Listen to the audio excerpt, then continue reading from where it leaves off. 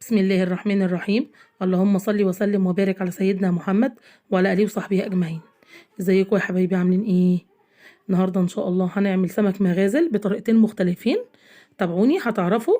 وسلطه خضراء وسلطه بابا غنون بطريقه سهله وبسيطه، ورز صياديه كمان بطريقه سهله وبسيطه. ان شاء الله هتعجبكم. بس انا بطلب منكم طلب ان انتوا يا ريت تشتركوا لي في القناه وتحطوا اللايك وتشجعوني بتعليق جميل كده، وان شاء الله هتعجبكم. ويلا بينا على المقادير. معايا سمك مغازل سمكة طازة. بصوا النخشوش بتاعها بيبقى لونه وردي كده فاتح احمر، والسمكة جالسة كده ماسكة نفسها مش طرية. بصوا ولونها فضي كده بيبرق. معايا رز وطحينة، كمون، ملح، ده توم على قرن فلفل اخضر بحبة كمون مضروبين في الكبة، وبصلتين مفرومين، دنجان كوبي، خيار، فلفل، خضر السلطة وليمون، وجبنا الطماطم بعدين. يلا بقى نسمي الله كده. اجي على النار اشق البدنجان كده عشان ما يفرقعش اهو. 3 شقات كده من كل جنب، كل جنب تشقيه شقة كده بسيطة، لان بيتنفخ في النار وممكن يفرقع، لكن كده مش هيتنفخ ولا هيفرقع. عملناه بقى كله. تعالوا بقى هوريكم ازاي ننضفه اهوت. بقص النخاشيش بتاعته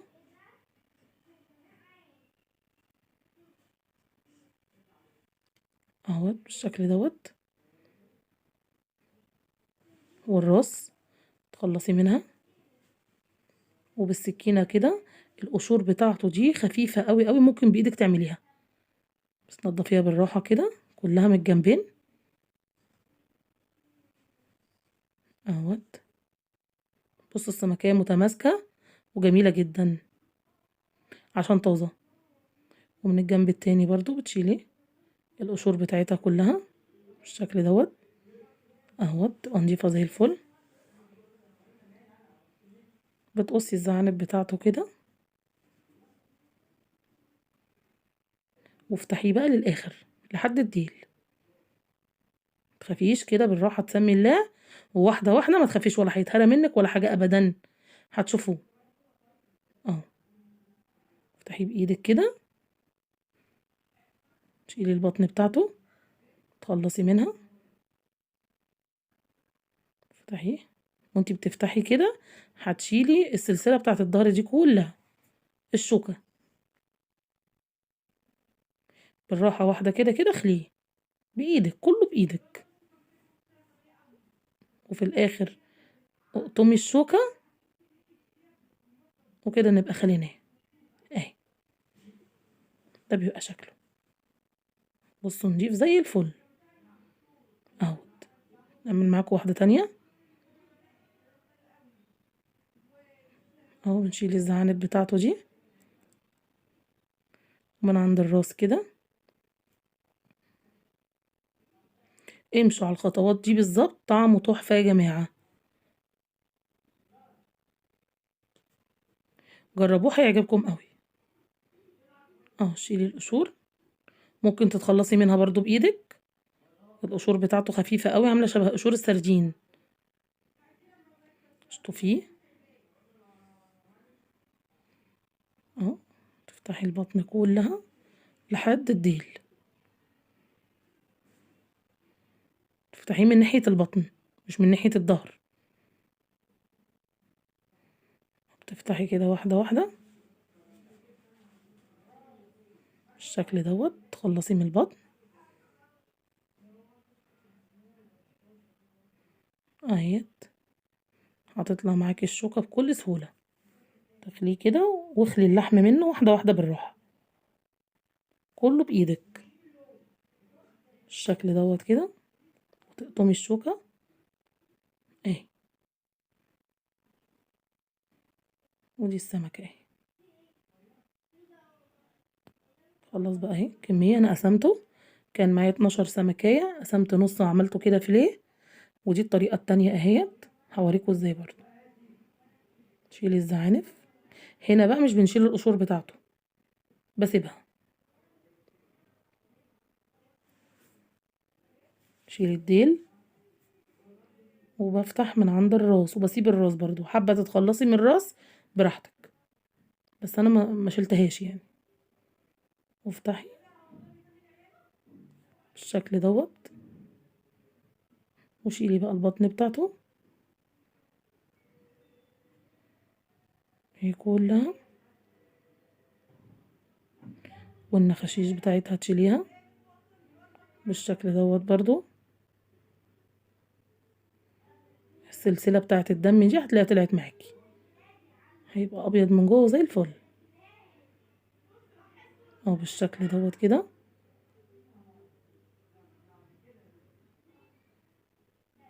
اهي بصوا بطنه نضيفه ازاي اهو. هوريكم واحدة تانية برضو. بنشيل الزعانف وبنفتح من عند الراس كده بالشكل دوت. بنشيل الديل برضو اهو، بنشيل البطن بتاعته والنخاشيش.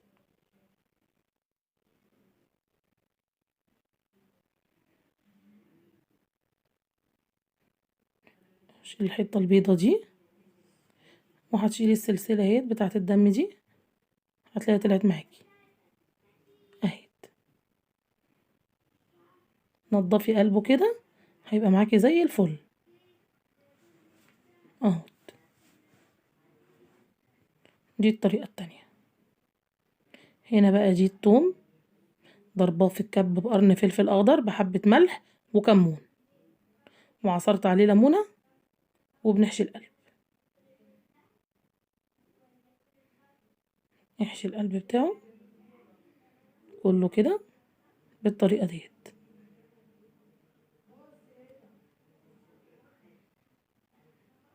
حتة تومة بقى من الخلطة بتاعت التوم دي، وليمون، ونطقيه كده بالشكل دوت، ونسيبه حوالي نص ساعة في قلب التتبيلة دي. معايا بقى ده اللي انا فتحته بنفس التتبيلة كده، بناخده حتة بالشكل دوت، باخد منها كده واعصر نص ليمونة لو كبيرة او ليمونة، واقلبيها. بتفرق في الطعم جامد قوي يا جماعة الخطوة دي. قلبي كده وخدي ووزعي على السمك في قلبه كده، والله على طعمه بقى هتشوفوه دلوقتي. وزعي التتبيلة.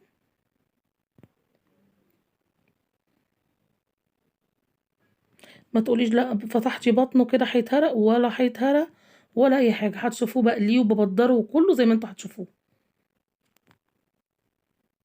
اهو كده. وزعنا التتبيلة، سيبناه برضو حوالي نص ساعة مع السمك دهوت التاني. هما الاتنين مغازل يا جماعة نفس النوع. كان البدنجان معايا هنا اتشوى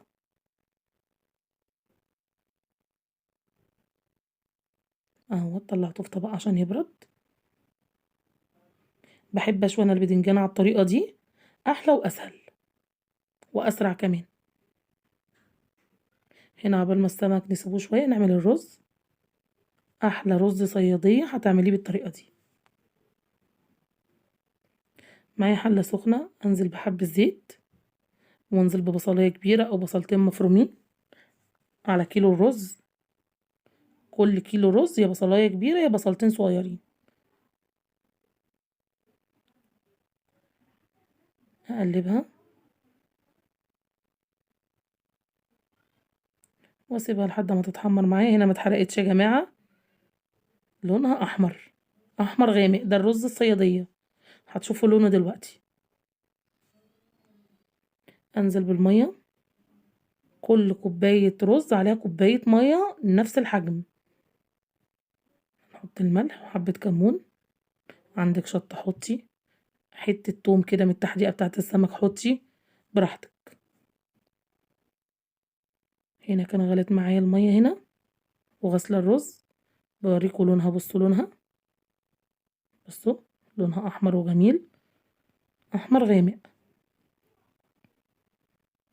هنزل بالرز ده مغسول ومتصفي.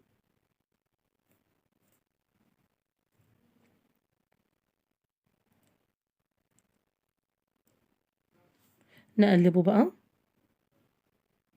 واسيبه يتشرب.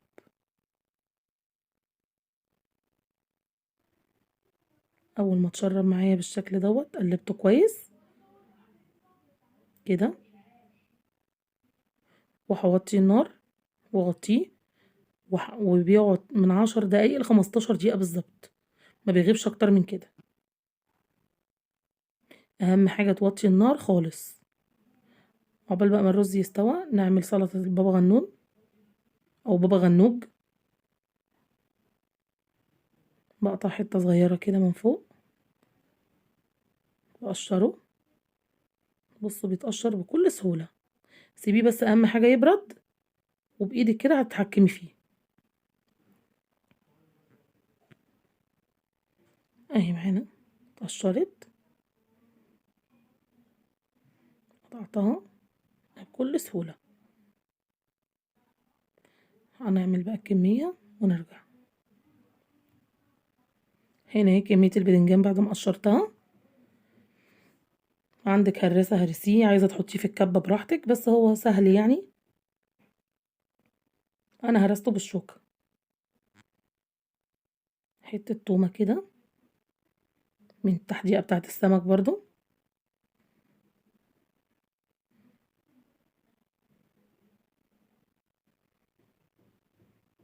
ليمون، نص ليمونة. قلبي.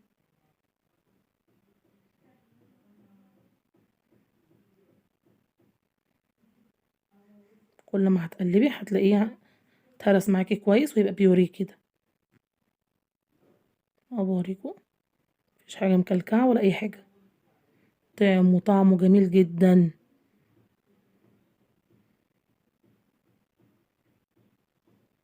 طحينة، دي طحينة خام سمسم، طحينة سمسم. ما تكتروش في الطحينة عشان ما يتقلش معاكم. كيلو البدنجان اخد معايا حوالي معلقتين ونص طحينة كبار. لو كترتوا في الطحينة هتقلب معاكم على سلطة الطحينة،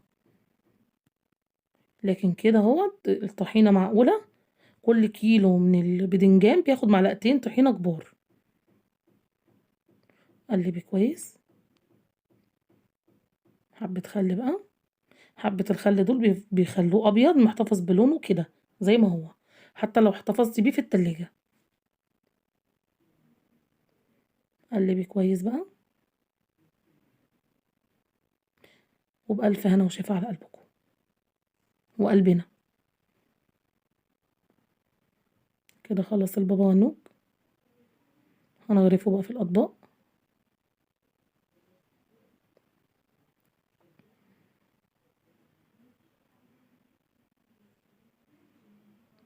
قسمي على الأطباق اللي عندك.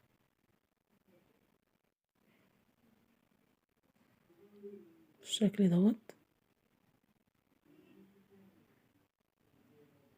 حبة زيت فوق الوش للتلميع وللطعم طبعا، صغيرين كده. حبة خضرة عندك، جرنشة وطعمة برضو. هنعمل السلطة الخضراء.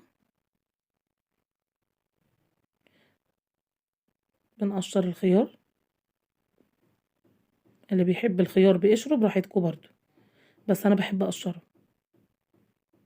وهنا الخضرة بحب أقصها برضو بالمقص، بتبقى أسرع وأصغر. بالشكل دوت. والطماطم نقطعها بقى بشكل عشوائي كده، حابة تحطي بلانشة وتقطعي براحتك، تعرفي تتحكمي بإيدك زي كده براحتك برضو. انا هنا قطعتها كده. طماطم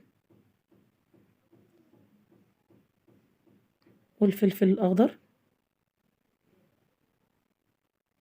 بالشكل دوت، والخيار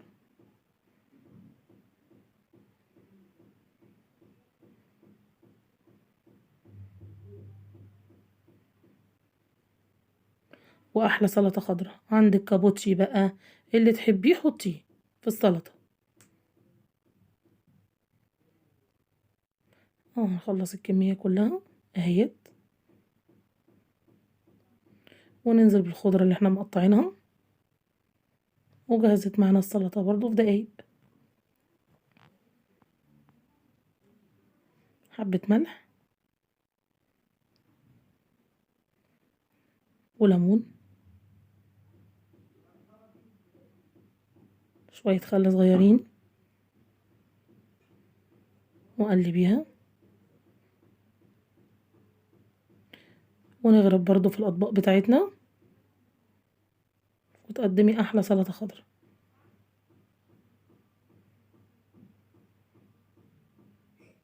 بالشكل دوت.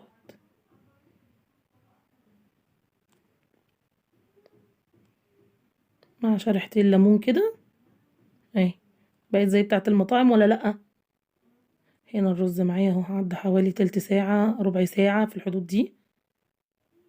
قلبيه، بس مفرفر ازاي وجميل، ولا معجن، والله الحبايه بحبايتها بالظبط.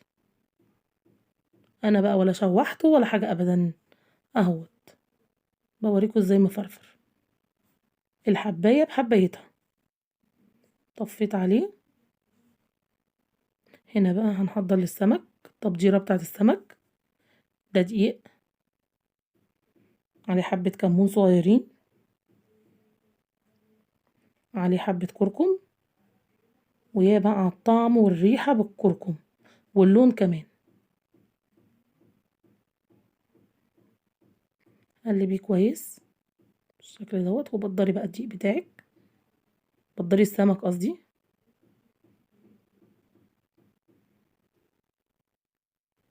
اضغطي كده بالراحه على السمكه بتاعتك،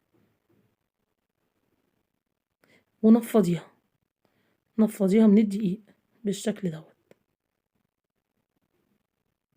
علشان لازم تنفضيها علشان خاطر ما يبقاش فيها دقيق زياده ويحرق الزيت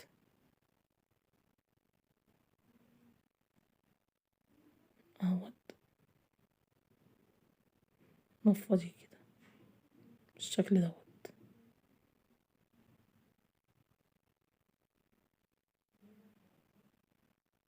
خلصنا الاولاني اهوت. الطريقه التانية اهيت، تبدير، تحطيها على ظهرها وبعدين وشها، وتضغطي بالراحه بالشكل دوت، كلها اتبدرت معانا اهي.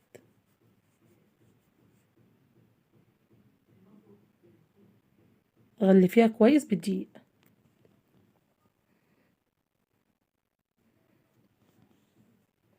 بالشكل دوت اهي، برضو بننفض كده وهي جهزت معانا. هوريكم واحدة تانية، جربوه بالطريقة دي يا جماعة، طعمه جميل قوي، تحفة. ومستنية رأيكم في التعليقات، تقولوا لي ايه رأيكم فيه بالشكل دوت كده. رصيه، اهم حاجة ما تحطوهوش على بعضه علشان خاطر ما يعملش مية على بعضه اهي. بصوا هنا بعد ما بدرت،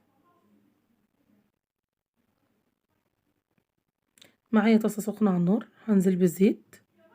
سيبي الزيت يسخن كويس، ما تخلوش يتحرق.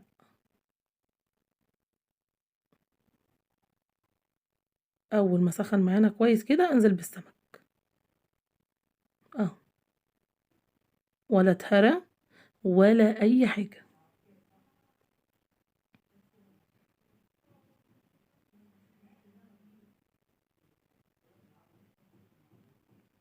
حطي على قد ما الطاسة بتاعتك تاخد.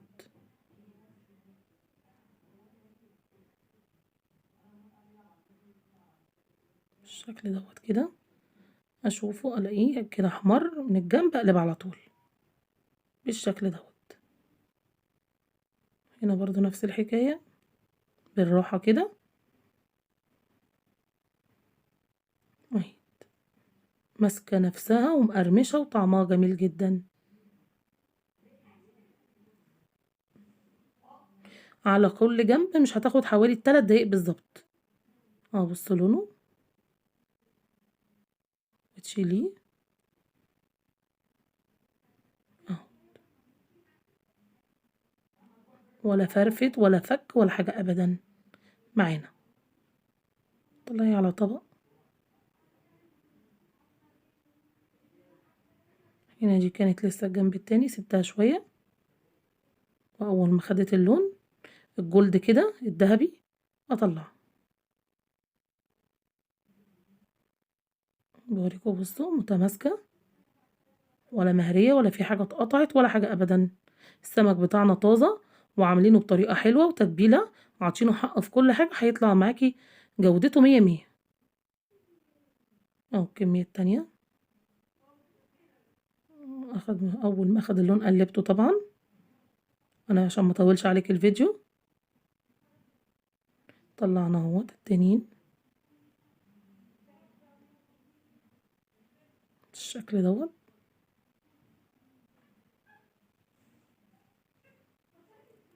هنقلي بقى السمك التاني اهوت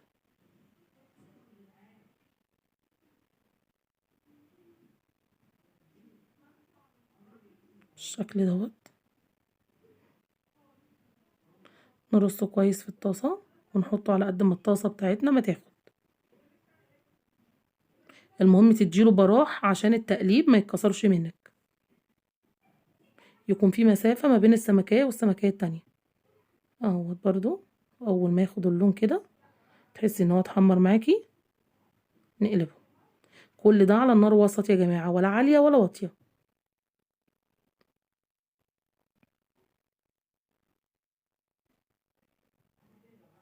برضو اخد على كل جنب حوالي 3 دقايق بالشكل دوت اهوت. اطلع بقى بأي مقصوصة عندك بالشوكة، الحاجة اللي بتطلعي بيها بتعرفي طلعي.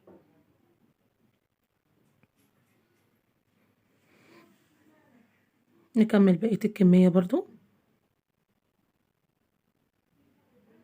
اهوت. برضو على كل جنب حوالي 3 دقايق وكده خلصنا.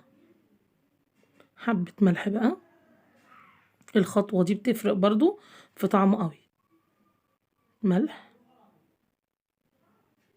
وليمون. حطي الليمون بقى بعد قليه بالذات سمك البحر وذوقي طعمه. الملح والليمون بيغيروا طعمه 360 درجة. هو السمك يعني ملح وليمون وكمون بالشكل دوت كده.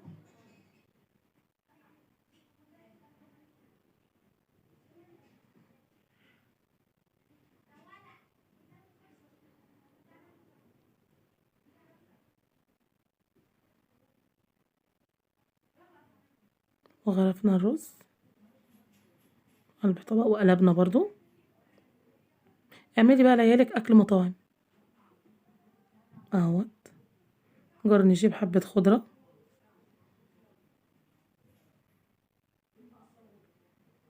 بالشكل دوت كده اهوت.